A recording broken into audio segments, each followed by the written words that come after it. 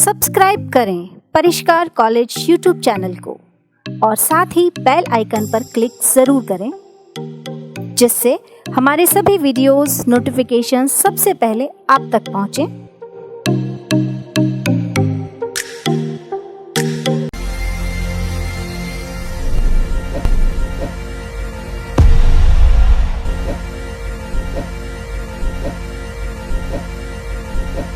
नमस्कार मित्रों, मैं डॉक्टर गिरिराज परिष्कार कॉलेज ऑफ ग्लोबल एक्सीलेंस में आपका स्वागत करता हूं।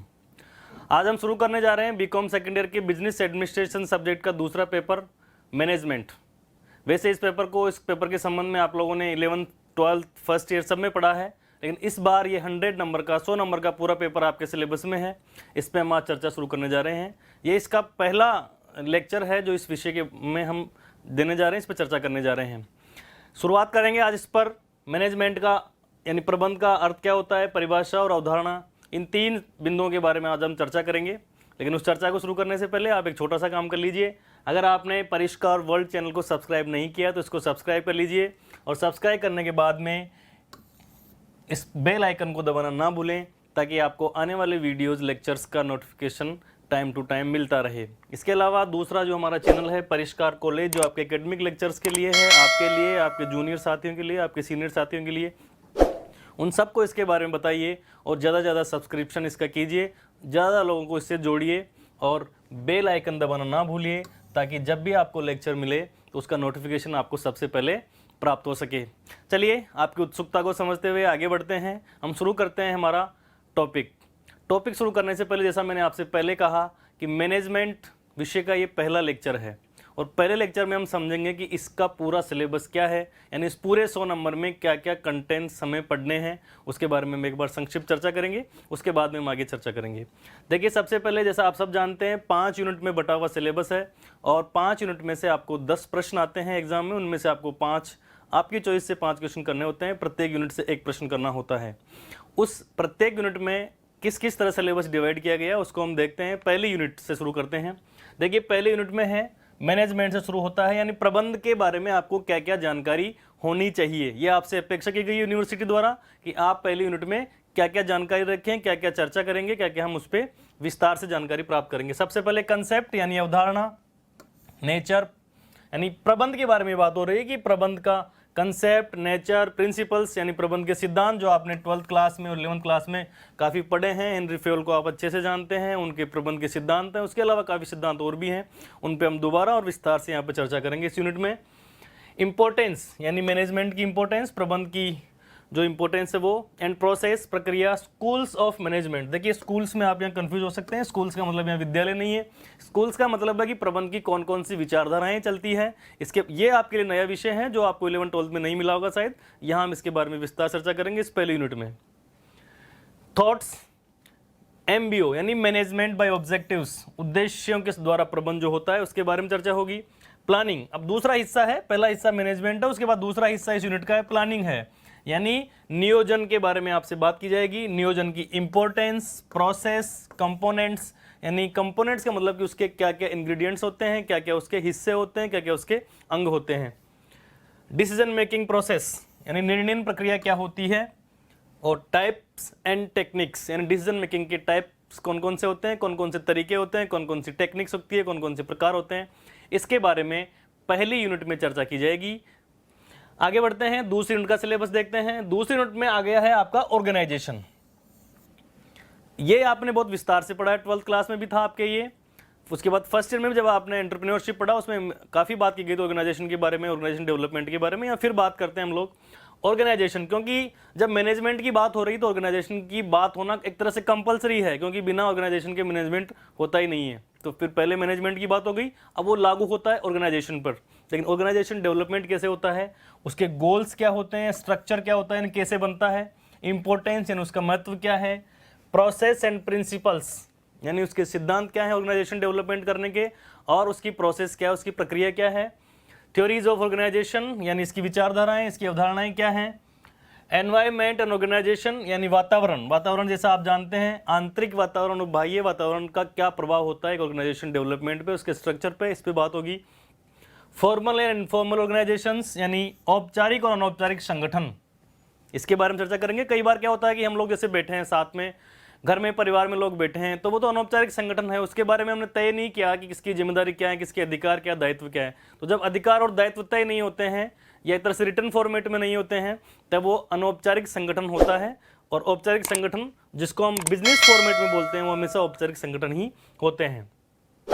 ऑर्गेनाइजेशनल चेंजेस एंड डेवलपमेंट, यानी संगठन में किस तरह से परिवर्तन होता है और किस तरह से विकास होता है। आप सब जानते हैं इस बेसिक को कि जब डेवलपमेंट होता है तो परिवर्तन होता है, जब परिवर्तन होता है तो हमेशा विकास के लिए किया जाता है, विनाश के लिए परिवर्तन होना इसमें नहीं आता है। जब हम प्रबंध की बात कर रहे हैं तो जो भी चेंज होगा, जो भी चेंज मैनेजमेंट होगा, वो हमेशा डेवलपमेंट के लिए ही होता है। अथॉरिटी एंड रेस्पॉन्सिबिलिटी, यानी अधिकार और दायित्व, जहाँ अधिकार होता है वहाँ दायित्व भी होंगे। पावर एंड अथॉरिटी, यानी आपके पास कितनी शक्तियां हैं और कितने दायित्व हैं। सोर्सेज ऑफ अथॉरिटी, कैसे मिलती है आपको अधिकार या आपके पास जो ताकत होती है या जो ऊर्जा होती है वो कैसे और कहाँ से मिलेगी। एक स्ट्रक्चर में कैसे मिलती है, ऑर्गेनाइजेशनल स्ट्रक्चर में वो कैसे मिलेगी, इसके बारे में हम बात करेंगे। डेलीगेशन ऑफ अथॉरिटीज, यानी जो आपके पास अधिकार दिए गए हैं उनका डेलीगेशन कैसे होता है, उनका वितरण कैसे होता है, वो नीचे कैसे बांटे जाएंगे, इसके बारे में बात होगी। Centralisation and decentralisation, span of control, एक होता है केंद्रीकरण, एक होता है विकेंद्रीकरण, यानी पूरे अधिकारों का या दायित्वों का एक आदमी के पास ही एक ही केंद्र पर केंद्रित कर दिया जाए तो वो केंद्रीकरण होता है। जब अधिकार और दायित्व बांट दिए गए हों कई लोगों में, कई स्थानों पर, कई केंद्रों में, तो उसको विकेंद्रीकरण बोलते हैं।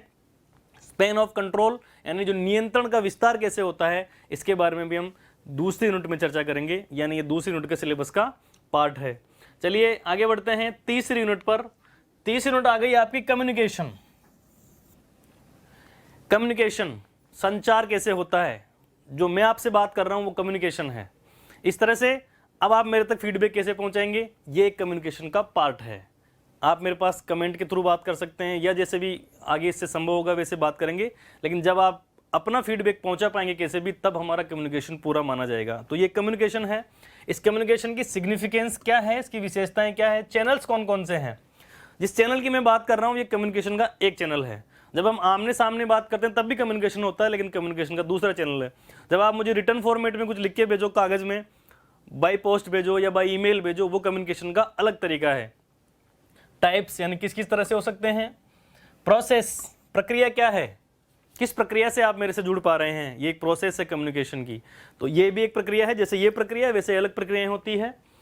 बैरियर्स एंड रेमेडीज, यानी कौन कौन सी समस्याएं हैं। अगर आपका नेट अभी खत्म हो जाए या बंद हो जाए या नेटवर्क चला जाए तो आप कैसे कम्युनिकेट कर पाएंगे, यानी ये एक तरह से बैरियर है। लेकिन इसकी रेमेडी क्या है, रेमेडी यही है कि आप रिचार्ज करवाइए, सही नेटवर्क में रहिए हमेशा, या अच्छे नेटवर्क वाला कनेक्शन आप अपने पास रखिए। कोऑर्डिनेशन एंड कोऑपरेशन, यानी जो सहकारिता है, सहभागिता है, वो कैसे होती है, उसके बारे में बात होगी। Coordination as an essence of management, यानी सहभागिता, सहकारिता किसी भी मैनेजमेंट का एसेंशियल चीज है, उसकी आवश्यक चीज है। बिना सहकारिता के, बिना सद्भावना के, बिना सहयोग के मैनेजमेंट हो ही नहीं सकता, या वो पॉसिबल नहीं है, या यूं कहिए कि वो अपने उद्देश्यों को प्राप्त नहीं कर सकता है। प्रिंसिपल्स एंड टेक्निक्स, यानी उसके सिद्धांत और तकनीक, किसके, कोऑर्डिनेशन के। कोऑर्डिनेशन का जो सिद्धांत है, उसकी जो तकनीक है, उसके बारे में बात करेंगे हम लोग। ऑब्स्टेकल्स इन कोऑर्डिनेशन, क्या सहभागिता, सहयोग या एक तरह से सहकारिता आसानी से हो जाती है, बिल्कुल नहीं होती है। ऑब्स्टेकल होते हैं, कई समस्याएं होती है, कई बाधाएं आती है, वो बाधाएं कौन कौन सी होती है, इस पर हम बात करेंगे। डायरेक्शन, ये आ गया है निर्देशन। डायरेक्शन में क्या है, essentials of effective coordination. Effective coordination कैसे होगा, इसके लिए आवश्यक बातें क्या है कि हम जो हमारा कोऑर्डिनेशन है वो इफेक्टिव रहे, इसके लिए आवश्यक बातें क्या है, इस पे चर्चा करेंगे, ये इसका पार्ट है। Direction, concept, importance and principles, यानी निर्देशन के कंसेप्ट क्या है, उसकी इंपॉर्टेंस क्या है और वो उसके प्रिंसिपल क्या है। निर्देशन की तीन बातें हैं, कंसेप्ट, इंपॉर्टेंस एंड प्रिंसिपल्स, यानी डायरेक्शन के बारे में तीन बातें इसमें होगी, वो भी हम चर्चा करेंगे अलग अलग चैप्टर्स में, आगे आने वाले लेक्चर्स में। अब आ गया है पॉइंट लीडरशिप, नेतृत्व। नेतृत्व के बारे में ये पूरी यूनिट है। फंक्शंस, यानी उसके कार्य क्या हैं, यानी एक लीडर के कार्य क्या होते हैं। लीडर के बारे में बहुत पढ़ा आपने भी, महेंद्र सिंह धोनी को बहुत याद कर रहे हैं हम लोग, क्योंकि ये वो एक रिनाउंड लीडर रहे हैं, इसलिए उसकी क्या क्वालिटीज़ है, क्या कार्य रहे होंगे, क्या उनकी क्वालिटीज़ रही होगी। एक व्यक्ति को लेके मैं उदाहरण के साथ बात करूंगा, जब इस लेक्चर पे हम आएंगे तब आपको समझ में आएगा कि क्या उनकी लीडरशिप फंक्शंस क्या रहे, लीडरशिप क्वालिटीज़ क्या रही, उसके अलावा उनकी स्टाइल्स क्या रही, ऑटोक्रेटिक, डेमोक्रेटिक, इस तरह से हम बात करेंगे आगे। थ्योरीज ऑफ मोटिवेशन, क्योंकि लीडर का काम है मोटिवेट करना। लीडर का काम करना कम होता है, काम करवाना ज़्यादा होता है, यानी वो दूसरों को किस तरह से मोटिवेट करके काम करता है। एक कप्तान कैसे टीम को जिताता है, क्योंकि वो कप्तान 11 में से एक खिलाड़ी होता है, लेकिन बाकी 10 से संयुक्त प्रयासों के द्वारा वो टीम को जीत दिलाता है, तो वो बड़ा काम होता है। तो वो कैसे होता है। इंपॉर्टेंस यानी लीडरशिप की इंपॉर्टेंस क्या है। टाइप्स, प्रोसेस एंड टेक्निक्स, ये किस तरह से होता है, कौन कौन सी टाइप्स होती है, कौन कौन सी टेक्निक्स के द्वारा लीडरशिप होती है, और उसके बाद में कौन कौन सी टेक्निक्स का यूज किया जाता है। थ्योरीज ऑफ मोटिवेशन, किस तरह से मोटिवेट किया जा सकता है, किस तरह से प्रोत्साहित किया जा सकता है, किस तरह से किसी आदमी को उद्वेलित किया जा सकता है अच्छा काम करने के लिए, अच्छा काम करने के लिए, अच्छा प्रदर्शन करने के लिए, अच्छा निष्पादन करने के लिए। ये जो थ्योरीज ऑफ मोटिवेशन है, कई इससे पहले प्रबंध के क्षेत्र में कई सारे विद्वान हुए हैं, उन्होंने बहुत रिसर्च के बाद में कुछ थ्योरीज दी कि इस तरह से आदमी को मोटिवेट किया जा सकता है, किस तरह से किया जा सकता है। जैसे मास्लो की थ्योरी है, हर्ट्जबर्ग की थ्योरी है, मैकग्रॉगर है, इसके बारे में हम अलग से चर्चा करेंगे, क्योंकि इन थ्योरीज बहुत बड़ी बड़ी है, बहुत एक तरह से बहुत इंटरेस्टिंग भी है, जो हम लोगों को लगता है कि हाँ बिल्कुल मेरे जीवन से जुड़ी हुई है, ऐसी थ्योरीज है, उस पर हम बात करेंगे। बहुत मज़ेदार ये टॉपिक हैं सारे। साउंड मोटिवेशन सिस्टम, एक मजबूत प्रोत्साहन सिस्टम, मजबूत मोटिवेट करने वाला सिस्टम कैसा होता है, इसके बारे में भी इस पे चर्चा होगी, इस यूनिट 4 में चर्चा होगी। यूनिट 5 जो आखिरी है, अब आ गए कंट्रोल, नियंत्रण। ये सब चीज़ें करने के बाद में ज़्यादा तो नहीं हो रहा है, कुछ कम तो नहीं हो रहा है किसी संगठन के मामले में, तब आपको कंट्रोल सिखाया जाएगा।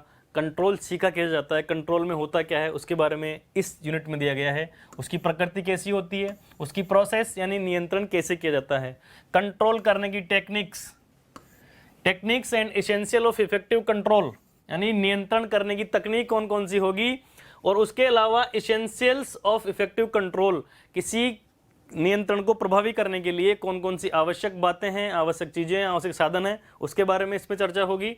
बिजनेस प्रोसेस री इंजीनियरिंग, ये कंट्रोल करने की तकनीक है, ये नियंत्रण करने की, बिजनेस प्रोसेस पे नियंत्रण करने की तकनीक है, जिस पे हम विस्तार चर्चा करेंगे। बिजनेस प्रोसेस री इंजीनियरिंग एक तकनीक का नाम है।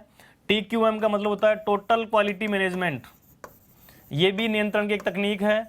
टोटल क्वालिटी मैनेजमेंट, जब क्वालिटी मैनेजमेंट होता है, प्रोडक्शन पे होता है, या उत्पादकता बढ़ाने के लिए कंट्रोल कैसे किया जा सकता है, ये टोटल क्वालिटी मैनेजमेंट से तय होता है। और 6 सिग्मा, ये भी एक टेक्निक है, यानी बिजनेस प्रोसेस इंजीनियरिंग, TQM और 6 सिग्मा, ये तीनों कंट्रोल करने की 3 तकनीकें हैं जिन पे हम बात करेंगे। और ये बहुत इंटरनेशनल रिनाउंड तकनीकें हैं सारी, जो टेक्निक्स है सारी जो दी गई है थ्योरीज, ये सब इंटरनेशनल रिनाउंड है, पूरी दुनिया में ये लागू होती है। अलग अलग संगठन अलग अलग तरीके से यूज करते हैं, अलग अलग संगठनों में अलग अलग चीज़ें यूज होती है। कई जगह बिजनेस प्रोसेस इंजीनियरिंग होती है, कई जगह TQM होता है, कई जगह 6 सिग्मा होता है, कई जगह 2 भी हो सकते हैं, एक से ज़्यादा भी हो सकते हैं, कम भी हो सकते हैं। ये उसके स्ट्रक्चर पर डिपेंड करता है कि कौन सी टेक्निक कहाँ यूज की जाएगी। तो ये रहा हमारा सिलेबस, जिस पे हम आने वाले सारे लेक्चर्स में चर्चा करेंगे, और बहुत मज़ेदार ये रहने वाला विषय, बहुत जनजीवन से जुड़ी हुई बातें हम इसमें करेंगे। आज शुरू करते हैं कि सबसे पहला शुरुआत जो इस मैनेजमेंट के पेपर की है। इससे पहले हम शुरू करते हैं कि विश्वविद्यालय में कैसे प्रश्न पूछे जाते हैं आपसे। आपकी उत्सुकता बढ़ रही है, मैं जानता हूं कि आप जानना चाह रहे हैं कि कैसे शुरू करेंगे, लेकिन उससे पहले आप जानिए कि हम जानना क्यों चाह रहे हैं, क्यों पढ़ना चाह रहे हैं इसको। इसलिए पढ़ना चाह रहे हैं क्योंकि आपसे जानने के बाद में विश्वविद्यालय परीक्षा में पूछेगा कि आपने क्या पढ़ा, क्या समझा। तो कैसे पूछते हैं, प्रबंध से क्या आशय है। अब आप अपने आप से पूछिए, अब जब ये प्रश्न आपके दिमाग में होगा तब आप उत्तर ढूंढेंगे अगले आने वाले लेक्चर में, जो मैं बोलूंगा उसके बाद में आप ढूंढेंगे कि क्या उस प्रश्न का उत्तर मिल रहा है। बिल्कुल आपको मिलेगा, लेकिन अभी आपको उत्तर मिलेगा सिर्फ रेड हिस्से का, जो रेड हाईलाइट हो रहा है, सिर्फ इस लेक्चर में सिर्फ इस हिस्से का जवाब मिलेगा। कारण यह है कि ये 20 नंबर का प्रश्न होता है, आप सब जानते हैं, आपने फर्स्ट ईयर में दिया है एग्जाम। 20 नंबर के प्रश्न में से ये वाला हिस्सा अब आज हम चर्चा करेंगे इस पे। बाकी आधुनिक जगत में इसके महत्व की विवेचना कीजिए, इसका उत्तर आपको आगे आने वाले लेक्चर्स में मिलता है। मैंने पूरा प्रश्न इसलिए दिया है क्योंकि आपको ध्यान रहे कि प्रश्न का स्ट्रक्चर क्या होता है, कैसे पूछा जाता है। तो आज के लेक्चर में सिर्फ इतना जवाब आपको मिलेगा कि प्रबंध से क्या आशय, प्रबंध क्या होता है। बाकी का हिस्सा उसका होता है आधुनिक जगत में इसके महत्व विवेचना कीजिए। RU एग्जाम 2018 में पूछा गया। उसके बाद में प्रबंध की विभिन्न विचारधाराओं को संक्षेप में समझाइए। अब ये बात आ रही है विचारधाराओं की। अभी हम विचारधारा पे बात करेंगे, इसी लेक्चर में विचारधारा पे बात होगी। आधुनिक विचारधाराएं हैं, पुरातन विचारधाराएं हैं, परंपरागत विचारधाराएं हैं और कौन कौन सी है, इस पे हम विस्तार चर्चा करेंगे। इसमें ये भी 2018 में पूछा गया था। प्रबंध क्या है, प्रबंध के सिद्धांतों का वर्णन कीजिए, 2017 में पूछा गया। तो प्रबंध के सिद्धांतों की बात हम बाद में करेंगे, आगे आने वाले लेक्चर्स में करेंगे। अभी हम बात करेंगे इस पे सिर्फ प्रबंध क्या है। इसके अलावा अगला प्रश्न है, प्रबंध को परिभाषित कीजिए, प्रबंध के महत्व का वर्णन कीजिए। पीछे वाला जो प्रश्न नंबर 3 था उसमें भी यही बात थी, महत्व की, सिद्धांतों की, और प्रबंध को परिभाषित कीजिए। इसकी बात हम आज करेंगे, यानी प्रबंध की कौन कौन सी परिभाषाएं हैं उस पर हम आज चर्चा करेंगे। प्रबंध की परिभाषा दीजिए और प्रबंध के महत्वपूर्ण सिद्धांतों की विवेचना कीजिए। क्या प्रश्न है, प्रबंध की परिभाषा दीजिए। इसका जैसा ही है, लेकिन ये रिपीटेटिव प्रश्न होते हैं। 14 में पूछ के फिर 16 में पूछ लिया और 18 में पूछ के फिर 20 में पूछ लेते हैं। इस तरह से रिपीटेशन वाले प्रश्न होते हैं, इसलिए मैंने ये प्रश्न चुन के आपको यहाँ दिए हैं, क्योंकि संभावना ये है कि आपके लिए भी इनमें से कोई प्रश्न आएगा।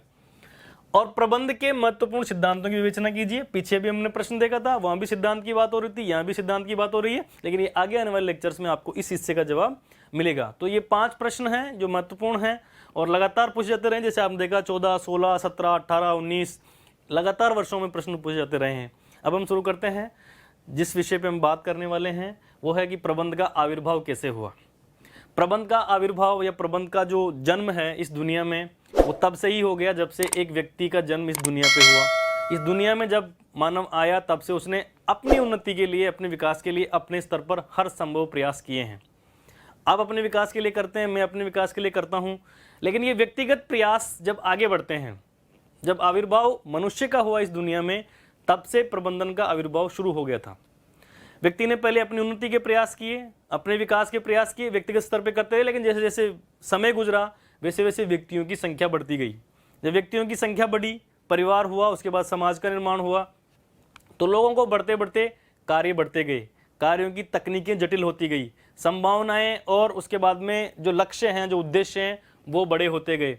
जब एक आदमी से निकल करके सबसे पहले एक व्यक्ति ने अपना एक तरह से उद्देश्य स्वरूप किया, अपनी उन्नति की बात की, अपने विकास की बात की, वहाँ से शुरू होता है। लेकिन उसके बाद में जब आदमी व्यक्तिगत से समूह पे आने लगा, यानी दूसरी स्थिति थी, वो थी संगठन की, यानी कुछ काम बढ़ा। जैसे हमने इतिहास में और इसके बाद में जब 10वीं 11वीं हम लोगों ने पढ़ा था, आप सबने वो पढ़ा है कि हमारी सभ्यता का विकास कैसे हुआ।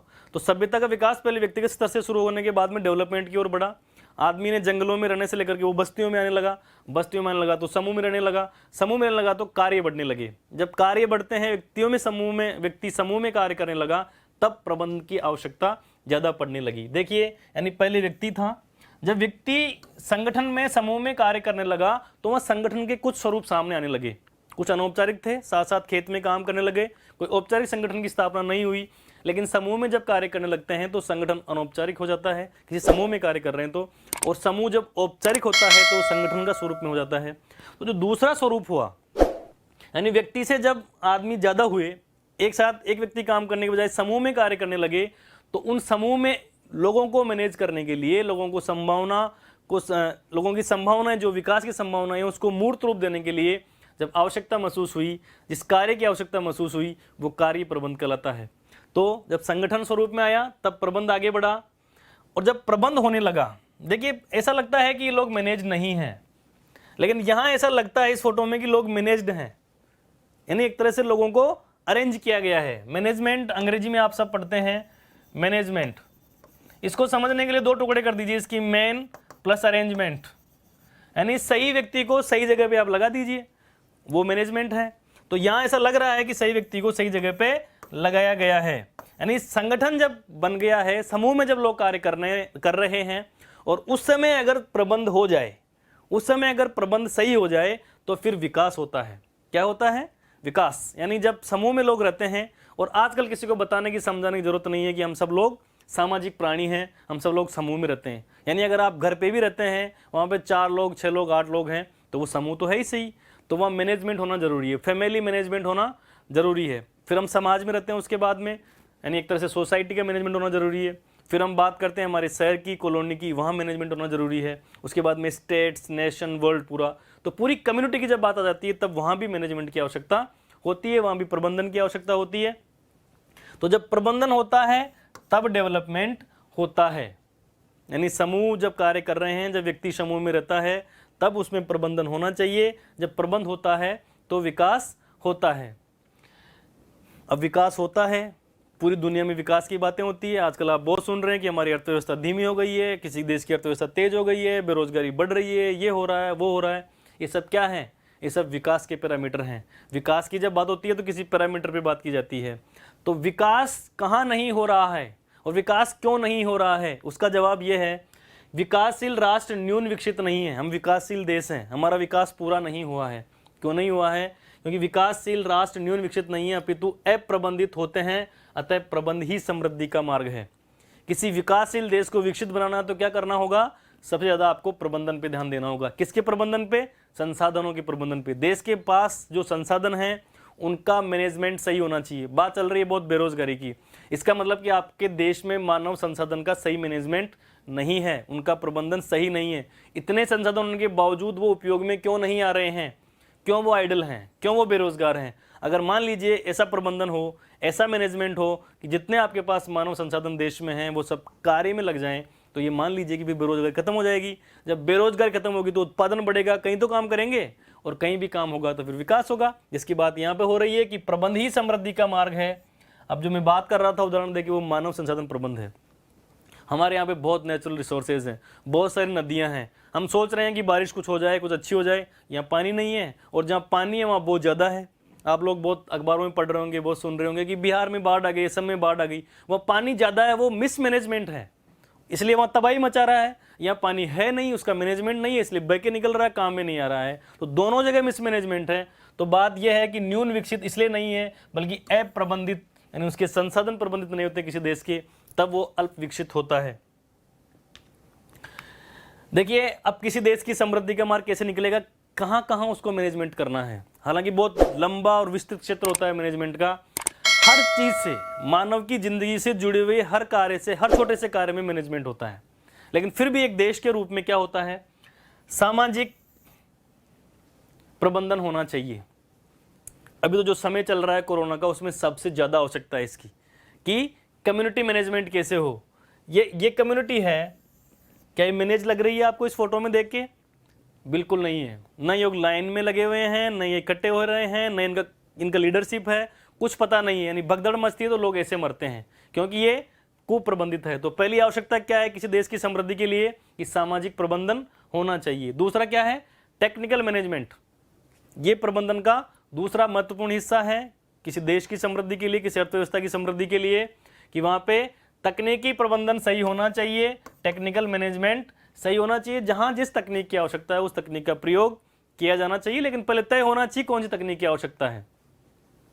उसके बाद में आर्थिक अर्थव्यवस्था पे मैंने शुरू में बात की। अर्थव्यवस्था पे आजकल बहुत बात हो रही है कि अर्थव्यवस्था का मैनेजमेंट नहीं है। तो अर्थव्यवस्था हमारी कमजोर नहीं है, अर्थव्यवस्था हमारी हल्की नहीं है, लेकिन जो भी स्थितियां बिगड़ी हुई है या बिगड़ती है वो सिर्फ इसलिए होती है क्योंकि कुप्रबंधित होती है, उसका प्रबंधन सही नहीं होता है। मिसमैनेजमेंट होने की वजह से अर्थव्यवस्था या आर्थिक प्रबंधन बिगड़ता है। बजट की बात होती है, जैसे ये रेड वाली लाइन है तो नीचे जा रही है, देखो इसी स्थिति में संसाधन सब वही है, लेकिन अगर प्रबंधन होगा तो ये ग्रीन वाली लाइन काम करती है, और प्रबंधन अगर सही नहीं होगा तो फिर रेड वाली लाइन काम करती है, यानी अर्थव्यवस्था की प्रगति नेगेटिव होती है। चौथा है राजनीतिक। क्या चलता है देश में?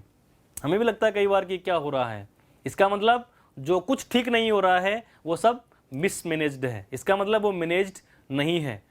राजनीति को मैनेज करने के लिए हमारे देश में बहुत नियम हैं, कानून हैं, दल बदल अधिनियम है, संविधान है, बहुत सारी और चीज़ें हैं, लेकिन वो सब का प्रयोग नहीं हो पाता है। उस सब होने के बाद में, सारे नियम कानून होने के बाद में भी जब वो मैनेज नहीं हो पाते हैं तो हमारी जो पॉलिटिकल सिस्टम है वो हमें गड़बड़ाया हुआ लगता है। जब पॉलिटिकल सिस्टम अच्छा नहीं होता है तो हमें लगता है कि देश मिसमैनेज्ड हो रहा है। जब पॉलिटिकल सिस्टम में दिक्कतें होती हैं तब यहाँ भी दिक्कत होगी, तब यहाँ भी दिक्कत होगी, और तब यहाँ भी दिक्कत होगी।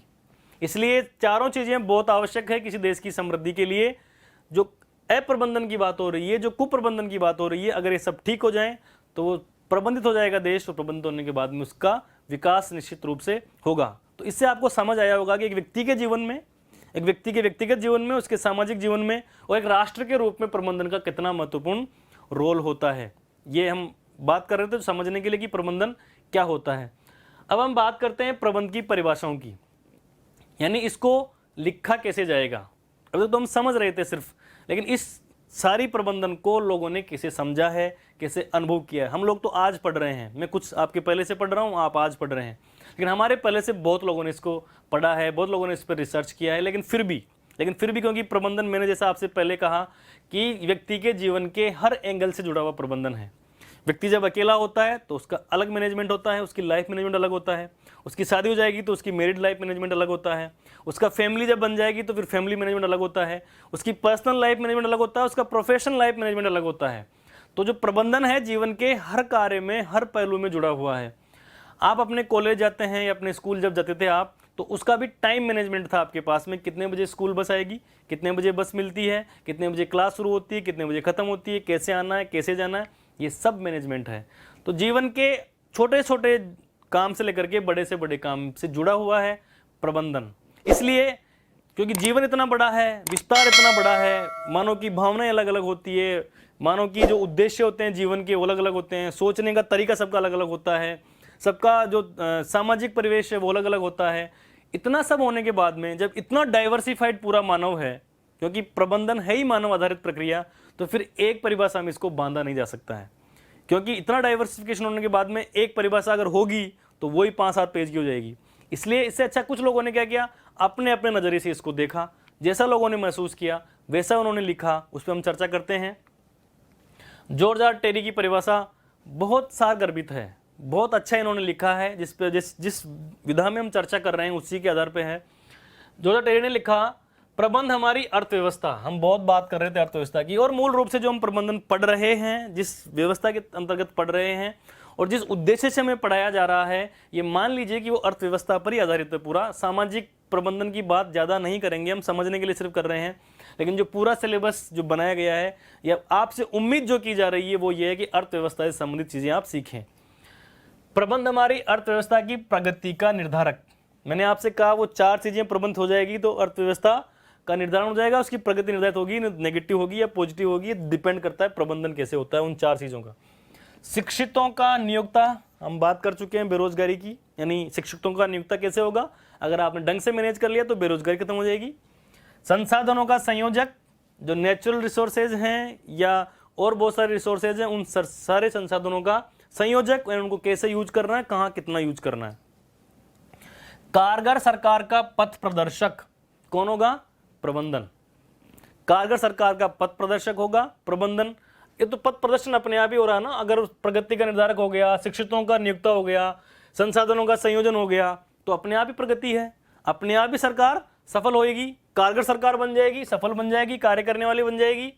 राष्ट्रीय सुरक्षा की शक्ति तथा समाज का परिवर्तक है, ये सब चीजें ढंग से हो जाएगी तो समाज में परिवर्तन आना लाजमी, जिसकी बात हम शुरुआत में कर रहे थे कि परिवर्तन हमेशा विकास के लिए होता है। तो विकासशील अर्थव्यवस्था अगर आपको बनानी है तो फिर ये प्रबंधन होना आवश्यक है। जॉर्ज आर टेरी की बहुत सारगर्भित परिभाषा है, ये इन्होंने लिखा है। आगे देखते हैं, दूसरा है, प्रबंध हमारी राष्ट्रीय एवं व्यक्तिगत क्रियाओं का केंद्र बिंदु है। शुरुआत से हम यही कर रहे हैं, पहले मैंने व्यक्तिगत बात की, उसके बाद राष्ट्र की बात की। जॉर्ज आर टेरी भी वही कर रहे हैं कि राष्ट्रीय एवं व्यक्तिगत क्रियाओं का केंद्र बिंदु है। आपको व्यक्तिगत जीवन में सफल होना है तो प्रबंधन होना चाहिए, एक राष्ट्र के रूप में सफल होना चाहिए तो प्रबंधन होना चाहिए, यही जॉर्ज आर टेरी ने कहा। इसके बाद प्रबंध के बहुत बड़े विद्वान पीटर एफ ड्रकर, आपने नाम तो बहुत बार सुना होगा, लेकिन क्यों सुना ये आपको ध्यान वापस रिफ्रेश करना है। प्रबंध प्रत्येक व्यवसाय का गतिमान जीवन तत्व है। देखिए क्या बोला इन्होंने, गतिमान जीवन तत्व है, किसका, व्यवसाय का। यानी व्यवसाय में जान कब रहेगी, व्यवसाय में जान तब रहेगी, आप में जान कब होगी, मेरे में जान कब होगी, जब हमारे अंदर सांस आ रहा है या हमारा ब्लड सर्कुलेशन चालू है। किसी आदमी का श्वसन तंत्र या ब्लड सर्कुलेशन बंद हो जाए तो समझो उसका जीवन समाप्त है। तो इन्होंने क्या कहा, व्यवसाय का गतिमान जीवन तत्व, यानी व्यवसाय के लिए ब्लड मान लीजिए, श्वसन तंत्र मान लीजिए, क्या है वो मैनेजमेंट है। इसके अभाव में उत्पादन के साधन केवल साधन ही बने रहेंगे। क्या हो जाएगा, आपका ब्लड सर्कुलेशन किसी का बंद हो जाता है तो क्या रहता है उसका, हाथ हाथ रह जाते हैं, पैर पैर रह जाते हैं, कान कान रह जाते हैं, नाक नाक रह जाता है, काम में तो किसी आते नहीं है। वैसे तो हाथ काम में आ ही रहा है ना आपका भी, अभी आपकी आंखें काम में आ ही रही ना, देखने में, वीडियो देखने में, लेकिन तब नहीं आएगी जब ब्लड सर्कुलेशन बंद हो जाएगा। तब वो आंखें हैं लेकिन किसी काम की नहीं है, यानी साधन बने रह जाएंगे तथा उत्पादन फलीभूत नहीं होगा, यानी जो उम्मीद उद्देश्य आपने पाले हैं वो पूरे नहीं होंगे। वीरिच और कुंज ने लिखा, प्रबंध एक ऐसे वातावरण का निर्माण करने तथा उसे बनाए रखने की प्रक्रिया है। किसकी? प्रबंध एक ऐसे वातावरण का निर्माण, आंतरिक वातावरण, बाह्य वातावरण की हम बात कर रहे थे, एनवायरनमेंट की बात होगी आगे भी, कि उसका निर्माण करने तथा उसे बनाए रखने की प्रक्रिया है। सिर्फ बनाना नहीं है, बना के बनाए रखना है उसको, क्योंकि ये एक दिन का काम तो है नहीं, प्रबंधन लगातार चलने वाली प्रक्रिया है और लगातार किसी वातावरण में चलेगी, अच्छे वातावरण में चलेगी, अच्छे एटमॉस्फेयर में चलेगी। तो अच्छा एटमॉस्फेयर बनाना है और उसको मेंटेन करना है, कंटिन्यू करना है, जिसमें लोग समूह में कार्य करते हुए चयनित उद्देश्यों को दक्षतापूर्वक पूरा करते हैं। देखो कितना अच्छा लिखा है, उस वातावरण में लोग समूह में कार्य करते हुए, शुरुआत में हमने क्या बात की थी, प्रबंध की आवश्यकता क्यों पड़ी थी, जब आदमी व्यक्ति से समूह में कार्य करने लगा। तो यहां भी वही बात कर रहे हैं वीरिच और कुंज कि लोग समूह में कार्य करते हुए चयनित उद्देश्यों को दक्षतापूर्वक पूरा करते हैं, चयनित उद्देश्यों को दक्षतापूर्वक इंटेलेक्चुअली पूरा करते हैं उसको, तब प्रबंधन सफल होता है। अब निष्कर्ष स्वरूप में हम कह सकते हैं क्या है, प्रबंध परिवर्तनशील वातावरण में, डायनेमिक होगा वातावरण, हम वातावरण की बात की थी, वातावरण निर्माण भी करना और उसको मैनेज भी करना है। परिवर्तनशील वातावरण में किसी संस्था के कार्यों के नियोजन, संगठन, निर्देशन और नियंत्रण, आप सब जानते हैं ये प्रबंध के 4 मुख्य पिलर हैं। नियोजन यानी प्लानिंग, संगठन यानी स्ट्रक्चर, अधिकार और दायित्व का निर्धारण जब होता है, उसके बाद में डायरेक्शन, काम कैसे किया जाना है, और उसके बाद में काम जो किया जा रहा है उस पर कंट्रोल करना, नियंत्रण होता है, कि तथा संसाधनों के उपयोग की ऐसी प्रक्रिया है। 2 बातें होगी, प्रबंध परिवर्तनशील वातावरण में किसी संस्था के कार्यों के नियोजन, संगठन, निर्देशन और नियंत्रण की तथा संसाधनों के उपयोग की ऐसी प्रक्रिया है। यानी खास बात क्या है कि प्रबंधन एक प्रक्रिया है जिससे उस संस्था के उद्देश्यों को कुशलतापूर्वक एवं प्रभावी ढंग से पूरा किया जा सकता है। यानी इस प्रक्रिया में क्या होता है, इस प्रक्रिया में नियोजन होता है, संगठन होता है, निर्देशन होता है, नियंत्रण होता है और संसाधनों का प्रयोग होता है। क्यों होता है? ताकि किसी भी संस्था के उद्देश्यों को कुशलतापूर्वक एवं प्रभावी ढंग से प्राप्त किया जा सके। तो ये परिभाषाएं थी, अर्थ हमने समझा, उसके बाद मैंने परिभाषाएं समझी। अब हम बात करेंगे इसके बाद में प्रबंध की अवधारणाओं की। देखिए, सबसे पहले अवधारणा को समझने से पहले, प्रबंध की अवधारणा को समझने से पहले हमें समझना होगा कि अवधारणा क्या होती है। आप क्या समझते हैं अवधारणा से? आपको ये चित्र दिख रहा होगा एक, इसको ध्यान से देखिए और सोचिए कि यह क्यों लगाया गया है। आप इससे क्या समझते हैं? चित्र है चरखे का, इसके बारे में आप सोचिए। अब इसके बारे में जिस विचार को आप धारण कर रहे हैं, जिस विचार को आप स्वीकृत कर रहे हैं, जिस तरह से आप इसको समझ रहे हैं, जो आपके विचार प्रकट हो रहे हैं इसके बारे में, वो आपकी अवधारणा है इस चरखे के बारे में। आप में से कई लोग क्या सोच रहे होंगे, इसको गांधी जी चलाते थे। आप में से कई लोग बोलते हैं कि ये जो होता है खादी कपड़े बनाने के काम में आता है। आप में से कई सोच रहे होंगे कुटीर उद्योग का आधार है। आप में से कई सोच रहे होंगे कि अपना काम खुद करने की प्रेरणा देता है। आप में से कई ये भी सोच रहे होंगे कि प्रगति का निशानी है, चरखा चलता रहता है तो प्रगति की निशानी है। आप में से कई लोग ऐसा भी सोच रहे होंगे। आप में से कई लोग ऐसा सोच रहे होंगे कि अब ये चलता ही नहीं है। आप में से कई लोग ऐसा सोच रहे होंगे कि अब ये इस तरह से नहीं चलता है, ये मोटर मैकेनाइज्ड हो गया है, इस तरह से चरखे अब नहीं चलते हैं। यानी इतने विचार आपके दिमाग में, अलग अलग लोगों के अलग अलग विचार आ रहे हैं। यानी आप इसको अलग अलग दृष्टि से देख रहे हैं, इसके बारे में अलग अलग विचारों को आप धारण कर रहे हैं, अलग अलग विचारों की स्वीकृति आप दे रहे हैं, अलग अलग तरीके से समझ रहे हैं। ये आपकी अवधारणा है। यानी लिखित में कैसे पढ़ेंगे इसको? प्रत्येक मानव के मस्तिष्क में किसी भी वस्तु, क्या है ये वस्तु है, किसी भी वस्तु, कार्य या व्यक्ति के संबंध में, ये तो बात वस्तु की हो रही है, किसी कार्य के बारे में विषय हो सकता है या व्यक्ति के बारे में विषय हो सकता है।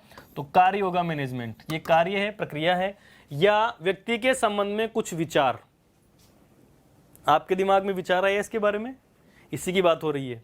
लेकिन अगर ये आकृति यहां नहीं होती तो फिर आपके दिमाग में आकृति भी आती। जैसे मान लो मैं यहां लिखता हूं शेर, या मैं लिखता हूं खरगोश। कैसा होता है खरगोश? आपके दिमाग में उसकी आकृति आएगी। किसी के दिमाग में छोटी है, किसी के बाद में बड़ी आएगी। शेर का आप जैसे सोचेंगे तो किसी के में टाइगर आएगा, किसी के में ये आएगा, किसी में बड़ा, किसी में छोटा, किसी में कब, अलग अलग आपके दिमाग में आकृतियां आएगी। तो ये तो वस्तु थी इसलिए आपके दिमाग में विचार आया, लेकिन अगर ये आकृति नहीं होती तो फिर आकृति भी आती। आकृतियां उनके भौतिक स्वरूप या विशेषताओं के आधार पर बनती है। आपके दिमाग में विचार इसके भौतिक स्वरूप से बना है, इसको देख करके बना है, क्योंकि इसको देखा तो आपको पता लगा ये चरखा है, फिर आपके दिमाग में उसके बारे में विचार उत्पन्न हुए।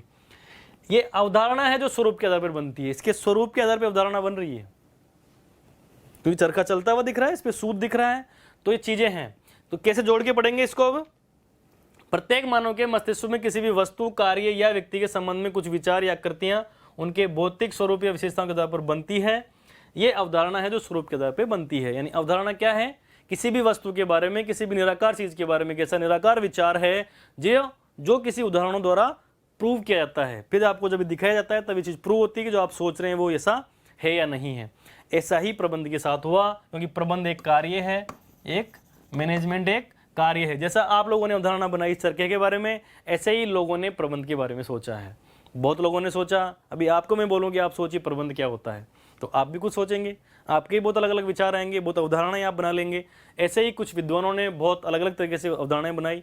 मैनेजमेंट या प्रबंधन बहुत पुराना विषय नहीं है, लेकिन फिर भी कुछ पुरातन अवधारणाएं हैं, कुछ नवीन अवधारणाएं हैं, इसके बारे में हम चर्चा करते हैं कि लोगों ने प्रबंध को किस नज़रिए से देखा है, किस नज़रिए से देखा है। जैसा मैंने पहले बात की थी, क्योंकि बहुत विस्तृत क्षेत्र है इसलिए अलग अलग नज़रिए से सब लोगों ने इसको देखा है। देखते हैं परंपरागत अवधारणाएं, यानी जैसे आप जानते हैं हमारे यहाँ भी कई परंपराएं चलती हैं जिसको हम मानते रहते हैं। वैसे ही प्रबंधन में भी कुछ परंपराएं हैं जो प्रबंध जब शुरू हुआ तब से चल रही है, उसको भी मानते हैं लोगों ने। वैसे ही उसकी अवधारणाएं की आर्थिक संसाधन के रूप में। अर्थव्यवस्था की बहुत बात कर चुके हैं इस लेक्चर में हम। इसका मतलब कि आर्थिक संसाधन के रूप में भी ये एक संसाधन है। संसाधन कौन कौन से होते हैं आप सब जानते हैं। 5 M's की बात एंटरप्रेन्योरशिप में हम करते थे। किसी भी संसाधन, आर्थिक संसाधन, उत्पादन के संसाधन कौन कौन से होते हैं? 5 M's होते हैं। कौन कौन से होते हैं? Money, man, money, machine, method और मटेरियल। किसी भी संस्था में उत्पादन करने के लिए ये 5 संसाधन आवश्यक होते हैं। तो कुछ लोग क्या मानते हैं इस अवधारणा में कि ये इस तरह से ये भी एक संसाधन है, यानी मैनेजमेंट भी जैसे ये संसाधन है वैसे मैनेजमेंट भी एक संसाधन है। तो 5 संसाधनों में छठा संसाधन जोड़ दिया। एक विचारधारा लोगों की अवधारणा है, पुरातन अवधारणा में पहली है कि एक संसाधन है। जिस तरह से मैन, मनी, मशीन और मेथड, मटेरियल की आवश्यकता होती है, उसी तरह की संस्था में उत्पादन करने के लिए मैनेजमेंट की या प्रबंधन की भी आवश्यकता होती है। ये एक अवधारणा है, लोग ऐसा मानते हैं। अधिकार सत्ता के रूप में पावर सेंटर, कई लोग ऐसा मानते हैं। ये लोगों की एक धारणा ऐसी है कि जो प्रबंधन है वो अधिकार सत्ता है। कुछ लोगों के पास में अधिकार होते हैं और उसके अधिकारों को रखते हुए, अधिकारों का प्रयोग करते हुए सत्ता का उपयोग करते हैं, सत्ता का प्रयोग करते हैं। इस तरह से कुछ लोगों की विचारधारा ये है। ऐसा कई लोग मानते हैं। कई लोग आज भी ऐसा सोचते हैं कि जिन लोगों के पास मैनेजमेंट होता है, जिन लोगों के पास प्रबंधन का दायित्व होता है, वो लोग अपने अधिकारों को सत्ता के रूप में प्रयोग करते हैं। ऐसा मानने वाले लोग भी हैं। उसके बाद में वर्ग एवं स्थिति के रूप में, देखिए ये पुरातन विचारधारा है। मैंने आपसे पहले कहा कि पुरातन विचारधारा है। ऐसा तो है नहीं। पुरानी व्यवस्था ये थी कि जिस घर का किसी बच्चे का पिता विधायक है तो आने वाला जो बेटा है वो अपने आप ही पॉलिटिकल लाइन में आ जाएगा, विधायक बन जाएगा, सांसद बन जाएगा, यूँ कहीं नेता बन जाएगा। लेकिन ऐसा नहीं है कि डॉक्टर का बेटा डॉक्टरी बनेगा, इंजीनियर का बेटा इंजीनियर बनेगा। लेकिन ऐसा माना जाता है क्योंकि जो व्यवस्थाएं रही है, अर्थव्यवस्था का जो कंट्रोल रहा है कुछ लोगों के हाथ में रहा है। आज भी देश में ऐसा है कि जो अर्थव्यवस्था का नियंत्रण है कुछ लोगों के हाथ में है। जब अर्थव्यवस्था का नियंत्रण हाथ में है तो उसका प्रबंधन भी किसी पर्टिकुलर एक तरह से कैटेगरी के हाथ में रहता है। तो उस कैटेगरी के लिए बोला गया, कुछ लोग कहते हैं कि एक वर्ग का एक काम है। जैसे मान लीजिए जो बड़े उद्योगपति हैं उनके पास ही ये काम रहता है, तो ये वर्ग उसके लिए यूज किया गया है।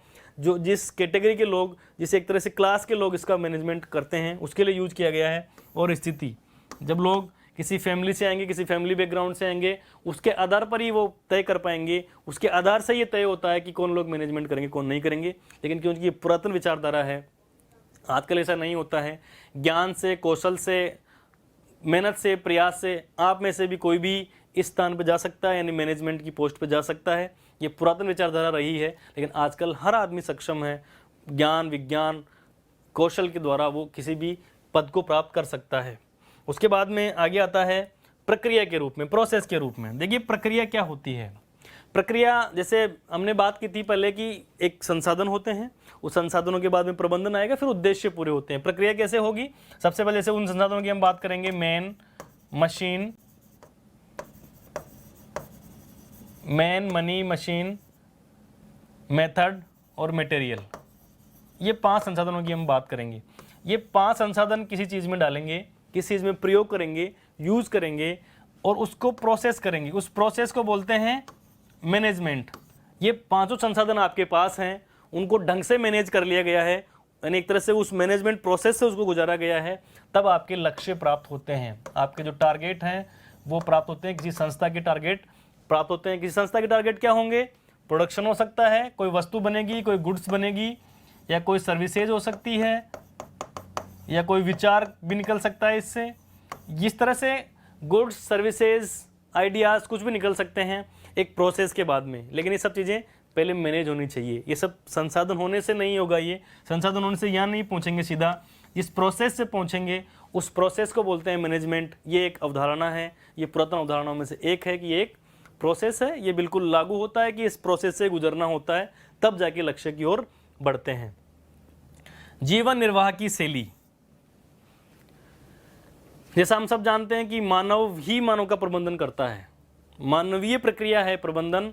तो जब कोई जो मानव प्रबंधन कर रहा है उसका भी अपना जीवन निर्वाह है, वो भी उसकी रोजी रोटी प्रबंधन से चलती है, और जिसका प्रबंधन किया जा रहा है उसकी भी रोजी रोटी प्रबंधन से ही चलती है, यानी उस प्रोसेस से गुजरेगा तभी उसकी रोजी रोटी, उसका जीवन निर्वाह होता है। ऐसा भी एक अवधारणा है, ये सब मानने वाले लोग भी हैं। कला के रूप में, कला क्या होती है? आप सब शायद जानते हो, नहीं जानते हो तो समझ लीजिए। कला वो होती है जिसका परफॉर्म किया जा सके। कला वो होती है जिसको परफॉर्म किया जा सके, यानी जिसको साबित किया जा सके, जिसको टेंजिबल फॉर्मेट में साबित किया जा सके, वो कला होती है। और कला कभी भी किसी को ट्रांसफ़र नहीं हो सकती है। आप में से किसी को चित्र बनाना आता है तो आप किसी के सिर पर हाथ रख के आशीर्वाद नहीं दे सकते कि तू भी चित्र बनाना सीख जा, ऐसा नहीं हो सकता है। कला अर्जित करनी पड़ती है और अर्जित करने के बाद में परफॉर्म करनी पड़ती है। तो मैनेजमेंट में भी ऐसा ही है, आपको ज्ञान और कौशल प्राप्त करना पड़ेगा और उसके बाद उसको परफॉर्म करके दिखाना पड़ेगा, तब आपको अच्छा मैनेजर माना जाएगा, तब ये माना जाएगा कि आप में प्रबंधन की कला है।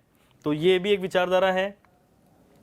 उसके बाद में आ गई आधुनिक विचारधाराएं 20s में, यानी जिसको हम बोलते हैं 1991, 20वीं सदी से शुरुआत होती है इसकी, 1901 से। उसके बाद में जो सारी विचारधाराएं पिछले 100-120 सालों में आई है, उन सारी विचारधाराओं को आधुनिक विचारधाराएं बोलते हैं। वो आधुनिक विचारधाराएं हैं वैज्ञानिक प्रबंध की अवधारणा।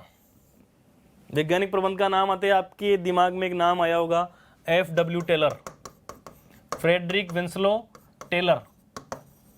इन्होंने आधुनिक प्रबंध की विचारधारा दी, वैज्ञानिक प्रबंध की विचारधारा दी। ये इनकी अवधारणा है, वैज्ञानिक प्रबंध की अवधारणा। यानी ये कहते हैं कि प्रबंध एक विज्ञान है, प्रबंध एक वैज्ञानिक प्रणाली है।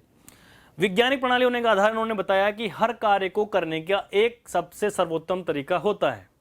तो इनका मानना ये था, F.W. टेलर का मानना ये है आधुनिक विचारधारा में, कि किसी भी कार्य को करने से पहले आप तय कीजिए कि आपको करना क्या है और उस कार्य को करवाना कैसे है, उसकी प्रक्रिया तय कीजिए और उसके बाद में तय कीजिए कि इस कार्य को करने का सर्वोत्तम तरीका क्या है। तो इनका कहना यह है, आधुनिक विचारधारा जो वैज्ञानिक प्रबंध की अवधारणा उसको मानने वाले लोगों का कहना यह है, या उनका विचार ऐसा है कि किसी भी कार्य को तय करने के बाद में उस कार्य को संपूर्ण करने का, उस कार्य को निष्पादित करने का सर्वोत्तम तरीका ढूंढना और सर्वोत्तम तरीके को एग्जीक्यूट करना, ये जो प्रक्रिया है ये पूरी वैज्ञानिक प्रक्रिया होती है। इसके पीछे तर्क होते हैं। हम सब जानते हैं प्रबंधन अब कोई तीर या तुक्का नहीं है कि ऐसे होने से ऐसा हो जाएगा। केवल गलती करके सीखना नहीं है कि ठीक है जैसा करते हैं वैसा करते हैं, उसके बाद में होगा तो ठीक है, नहीं होगा तो नहीं होगा। नहीं, ऐसा नहीं होता है। अब आपके पास में हर चीज़ का कारण और परिणाम में संबंध होना चाहिए। ये विज्ञान है। जब कारण और परिणाम में आप संबंध स्थापित कर दें, तर्क से वितर्क कर लें, तर्क वितर्क हो, आधार हो, तथ्य हो, सूक्ष्मता हो, तब विज्ञान होता है। और प्रबंध के साथ में भी ऐसा होता है, इसलिए इसको भी विज्ञान कहा जाता है। और ये एक नई अवधारणा है। मानव प्रधान है, बार बार बात होती है मानव प्रधान है, क्योंकि इसको मैन ही करता है और फॉर मैन ही होती है, यानी जो मैनेजर होता है वो भी आदमी होता है और जिसको मैनेज कर रहा होता है वो भी आदमी होता है, इसलिए मानव आधारित प्रक्रिया है, मानव प्रधान प्रक्रिया है। सामाजिक प्रणाली है, मानव किस में रहता है? आप सब लोग मानव हैं, मैं भी मानव हूं, इसमें तो कोई बताने वाली बात ही नहीं है। तो उसके बाद में मानव से मानव जब मिलता है, बहुत लोग मिलते हैं, तो क्या बनता है? तब ये बनता है समाज। तो जब मानवीय प्रक्रिया है तो आगे बढ़ करके जब वृहद स्वरूप में आएगी, बड़े स्वरूप में आएगी, तब वो सामाजिक प्रणाली हो जाती है। तो आधुनिक विचारधाराओं में खास बात यह है कि आपको जीवन के ज़्यादा नज़दीक लगती है, ये प्रैक्टिकलिटी के ज़्यादा नज़दीक लगती है, क्योंकि सबसे पहले कहा क्या गया? विज्ञान, कारण और परिणाम। कारण क्या है सामाजिक प्रणाली होने का? कारण ये है कि जब मानव प्रधान है तो सामाजिक प्रणाली होगी ही, और जब मानव आधारित प्रणाली होगी तो सामाजिक प्रणाली होगी। यानी कारण और परिणाम का संबंध जिसके हम ऊपर बात कर रहे थे यहाँ पे साबित हो रहा है। मानवीय प्रणाली है, मानव प्रधान है, इसलिए सामाजिक प्रणाली होगी। सामाजिक प्रणाली इसलिए है क्योंकि मानव प्रधान है, तो कारण और परिणाम एक दूसरे के यहाँ पे मिल रहे हैं। निर्णयन अवधारणा, निर्णयन अवधारणा है, निर्णय करना है किसके बारे में? सबसे पहले आप क्या करेंगे? संगठन, प्रबंधन यहां से शुरू होता है ना, संगठन, नियोजन, निर्देशन और नियंत्रण, ये सब काम करने के बाद में आपको निर्णयन करना होता है, निर्णय करना होता है, डिसीजन मेकिंग करनी होती है, तब परिणाम आता है। संगठन तो बना लिया, नियोजन भी कर लिया, निर्देशन कर लिया, नियंत्रण कर लिया, लेकिन उसके बाद में अल्टीमेटली डिसीजन मेकिंग बहुत महत्वपूर्ण इन सब चीज़ों में, अगर आपको परिणाम प्राप्त करना है तो। वरना सारों चीज़ें अगर खुली हुई चलती रहेगी तो फिर परिणाम नहीं आता है। तो निर्णयन अवधारणा एक नई अवधारणा है। लोग मानते हैं कि प्रबंधन कुल मिला के निर्णय करना है। आप सोचिए, एक बार सोच के देखिए, आपके घर में कोई काम करने वाले हैं, आपके घर में आप मोटरसाइकिल लाने की सोच रहे हो, घर में 2 भाई हैं, 2 बहनें हैं, और भी चाचा भी हैं, भतीजे सब हैं, वो सबका अपना अलग अलग विचार होता है। उसके बाद में निर्णय कौन करेगा? क्या 6 के 6 लोग मोटरसाइकिल लेने चले जाएंगे, या 6 के 6 मोटरसाइकिल लेके आ जाएंगे? कौन सी लाएंगे? तो अब अल्टीमेटली एक ही लानी है ना मोटरसाइकिल। तो इतने विचार होने के बाद में जब जो निर्णय होगा वो मैनेजमेंट है, और जब निर्णय होगा तभी परिणाम आएगा। अगर निर्णय नहीं हुआ तो मोटरसाइकिल आएगी ही नहीं। तो वो निर्णय कौन करेगा? वो निर्णय करेंगे आपके पिताजी करें, दादाजी करें, चाचाजी करें, कोई भी करे, जो भी निर्णय करे वो मैनेजर है। जो निर्णय किया गया है वो मैनेजमेंट है। प्रणाली अवधारणा, ये प्रोसेस है। प्रणाली क्या होती है? जब कार्य एक दूसरे से जुड़े हुए हों और किसी एक संपूर्णता तक पहुंचने के लिए, किसी निष्पादन स्तर पे पहुंचने के लिए जब बहुत सारे काम करने होते हों, तब वो प्रणाली होती है। बहुत सारे काम कौन से हैं? संगठन, नियोजन, निर्देशन, नियंत्रण, फिर इसमें जुड़ जाएगा अभिप्रेरण, ये जुड़ जाए चीज़ें रहती है, बहुत सारी चीज़ें जुड़ जाएगी इसके अंदर। जब ये सारी चीज़ें जुड़ के काम करती है, एक दूसरे पर डिपेंड करती है, तब ये प्रणाली होती है। यानी प्रणाली के रूप में प्रबंधन कार्य करता है, प्रोसेस के रूप में काम करता है। सांयोगिक प्रबंध, अब कुछ लोगों का मानना ये है कि प्रबंध के जितने भी सिद्धांत हैं, आप लोगों ने पढ़े ना फेल के सिद्धांत, तो वो सारे सिद्धांत हैं, सारे सिद्धांत एक ही तरीके से एक ही जगह पे अलग अलग जगहों पे लागू नहीं होते हैं। कोई भी एक सिद्धांत उठा के देख लीजिए आप। आदेश की एकता का सिद्धांत, निर्देश की एकता का सिद्धांत, कार्यस्थल का सिद्धांत, कोई सा भी सिद्धांत हो, वो सारे सिद्धांत सारी स्थितियों में एक तरह से काम नहीं करते हैं।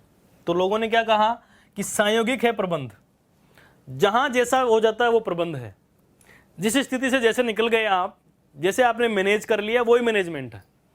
आप मोटरसाइकिल लेके जा रहे हो, रास्ते में बारिश आ गई, आप रुक गए तो भी मैनेजमेंट है। आप धीरे चला के आ गए तो भी मैनेजमेंट है। आप जो ट्रैक्स आपके सूट होता है, रेन सूट, वो पहन के आ गए तो भी मैनेजमेंट है। यानी जिस परिस्थिति से आप जैसे निकल के आ गए, जिस संयोग से आप आ गए हैं, वही मैनेजमेंट है। यानी कोई सिद्धांत तो एक है ही नहीं कि बारिश में मोटरसाइकिल कैसे चलानी है, नहीं है। तो कुछ लोग ऐसा मानते हैं कि संयोगिक है प्रबंध, यानी प्रबंध एक तरह से संयोग से हो जाता है, जो हो जाता है वही प्रबंध है। सर्वग्राही व्यापक अवधारणा, ये बहुत अच्छा पॉइंट इन लोगों ने लिखा, बहुत सामाजिक हो गए यहाँ आकर के। इन्होंने कहा कि प्रबंध में सब कुछ चलता है, यहाँ विज्ञान भी है, यहाँ कला भी है, यहाँ व्यवहार भी है, मानववाद भी है, उत्तर मानववाद भी है, सब कुछ है, जितने सिद्धांत जितने दर्शन चलते हैं सब आते हैं। सब क्यों आते हैं? क्योंकि ये सब जितने दर्शन पैदा किए हुए हैं सब मानव के पैदा किए हुए हैं, मानव के बनाए हुए हैं। क्योंकि प्रणाली मानवीय है, ये पूरी सामाजिक प्रणाली है, पूरी मानवीय प्रणाली है। जो अच्छा जहाँ होता है वही मैनेजमेंट में आता है। सब इसलिए कहा गया है कि प्रबंध सर्वग्राही या व्यापक है, यानी जो भी कुछ समाज में अच्छा हो रहा है, जो भी कुछ जहाँ अच्छा हो रहा है, चाहे वो टेक्नोलॉजी के सेक्टर में हो, चाहे समाज के क्षेत्र में हो, चाहे संस्कृति के क्षेत्र में हो, कहीं भी हो, जो भी अच्छा होता है वो मैनेजमेंट में लागू हो जाता है, वह मैनेजमेंट उसका प्रयोग करता है। तो ये प्रबंध की सारे उदाहरणों को पढ़ने के बाद में अब आपने सोचा होगा कि सब पुरातन उदाहरणें आपने अलग बता दी, उसके बाद में नवीन उदाहरणें अलग बता दी। सारी उदाहरणें बताने के बाद में हम कहाँ पहुँचें, अब सारे मिलके क्या करते हैं उसकी बात करते हैं कि व्यापक अवधारणा क्या हो गई, इसमें सारी चीज़ों का प्रयोग एक साथ हो जाता है। देखिए, हमने सबसे पहले बात की थी कि वातावरण क्या होता है, तो बाह्य वातावरण से जुड़ा हुआ है। एक्सटर्नल एनवायरनमेंट की बात होती है।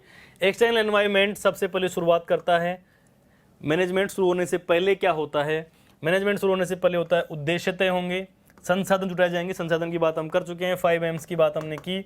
उद्देश्य तय होगा, ज्ञान अर्जित किया जाएगा। मैंने आपसे कहा कि ज्ञान कौशल आपके पास होना चाहिए, तब मैनेजमेंट होता है। तो ज्ञान होना चाहिए, वातावरण होना चाहिए अनुकूल, बिना वातावरण के मैनेजमेंट नहीं चलता है। उसके बाद में अपेक्षाएं बहुत हो जाती है आपसे, अपेक्षाएं जुड़ी हुई होती है। जब इतना आप सब कुछ करने जा रहे हो, कुछ मैनेज करने जा रहे हो, तो अपेक्षाएं जुड़ी हुई होती है। किसी संगठन की ये बात हो रही है कि संगठन के साथ ये चीज़ें बाह्य वातावरण से आती है। उसके बाद में क्या होगा?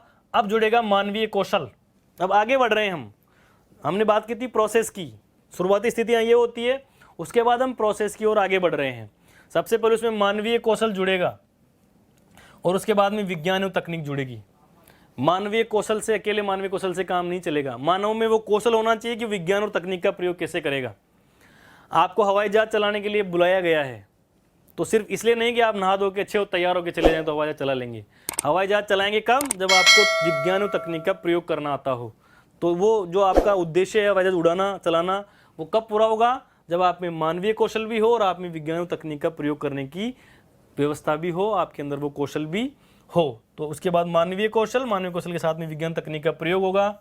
और उसके बाद में संगठन को सफल करने के लिए, संगठन के उद्देश्य पूरे करने के लिए नव प्रवर्तन होना आवश्यक है।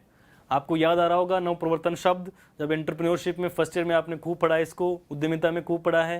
यानी इनोवेशन होना चाहिए, तब जाकर के मैनेजमेंट सक्सेसफुल होता है और इम्प्रेसिवली सक्सेसफुल होता है। प्रभावपूर्ण तरीके से जब पूरा होगा, जब आप नव प्रवर्तन करेंगे। उसके बाद में इस प्रोसेस में क्या होगा? ये जो पूरी चीज है, ये प्रोसेस है, जिस प्रोसेस की हम बात कर रहे थे मैनेजमेंट की, ये यहाँ से बाह्य वातावरण से यहाँ आती है और उसके बाद में ये प्रोसेस चलता है पूरा। इस प्रोसेस में नव प्रवर्तन होगा, व्यक्तिगत विकास होगा, संगठन का विकास होगा, नियंत्रण, नियोजन, संगठन, निर्देशन, ये सब प्रबंध एक प्रक्रिया के रूप में यहाँ पे कार्य करता है। ये प्रोसेस होती है, इन चीज़ों के साथ में, इन अपेक्षाओं के साथ में ये प्रोसेसिंग होती है। यानी संगठन बनेगा, निर्देशन होगा, नियोजन होगा, नियंत्रण होगा, नव प्रवर्तन के साथ अब चीजें होगी। और उसके बाद में सामाजिक उत्तरदायित्व आज के समय की बहुत बड़ी आवश्यकता है। सिर्फ लाभ कमाना उद्देश्य नहीं है, समाज भी आपसे कुछ चाहता है, समाज भी आपसे रोजगार की अपेक्षा करता है, देश भी आपसे टैक्सेशन की अपेक्षा करता है, वातावरण भी आपसे अपेक्षा करता है कि आप प्रदूषण फैलाने वाला उद्योग नहीं लगाएं। इसलिए सामाजिक उत्तरदायित्व भी आपको पूरे करने हैं, इस प्रोसेस का हिस्सा है। उसके बाद में रिजल्ट क्या आएगा, ये सब सभी अपेक्षाओं को चलते हुए ये सारी जो प्रोसेस है वो चलेगी।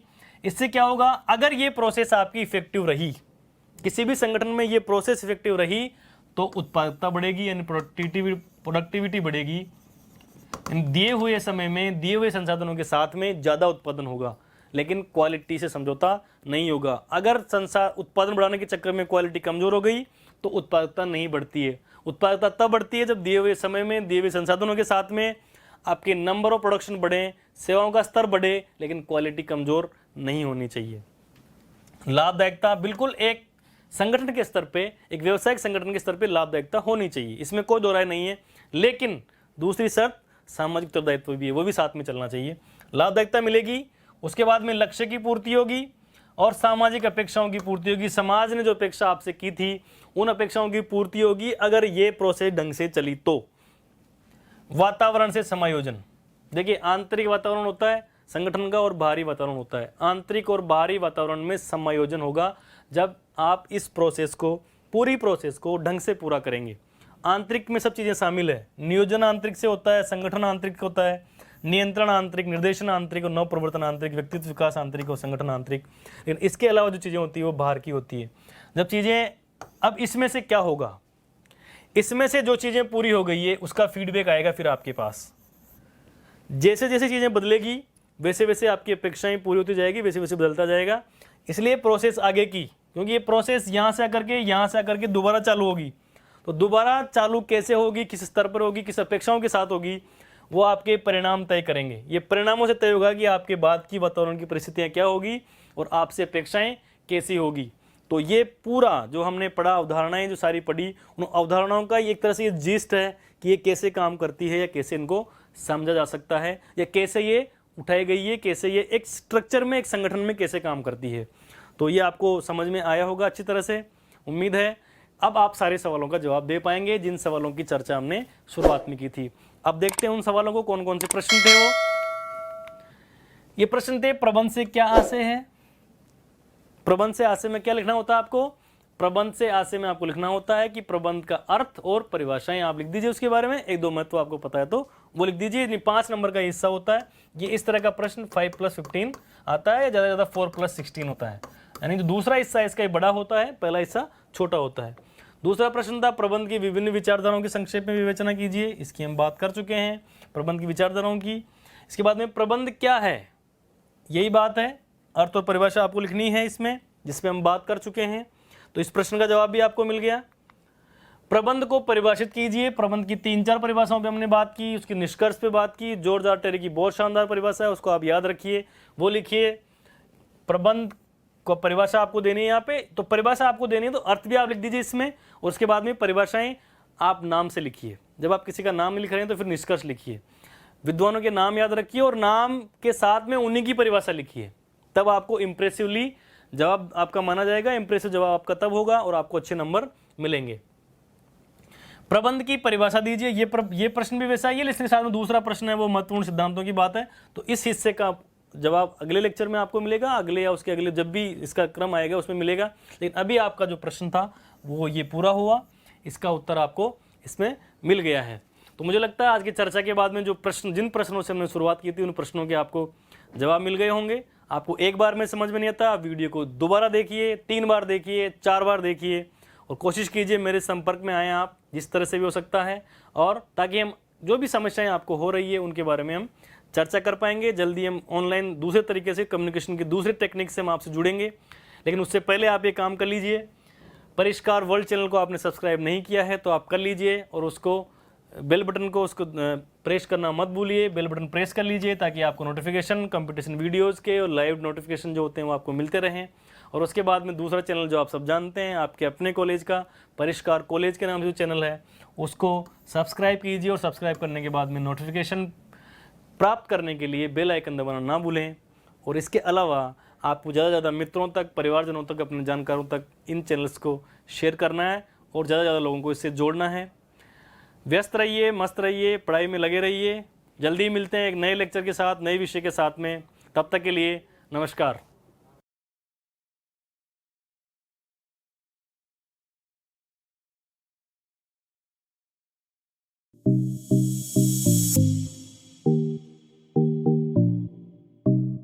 सब्सक्राइब करें परिष्कार कॉलेज यूट्यूब चैनल को और साथ ही बेल आइकन पर क्लिक जरूर करें, जिससे हमारे सभी वीडियोस, नोटिफिकेशंस सबसे पहले आप तक पहुंचें।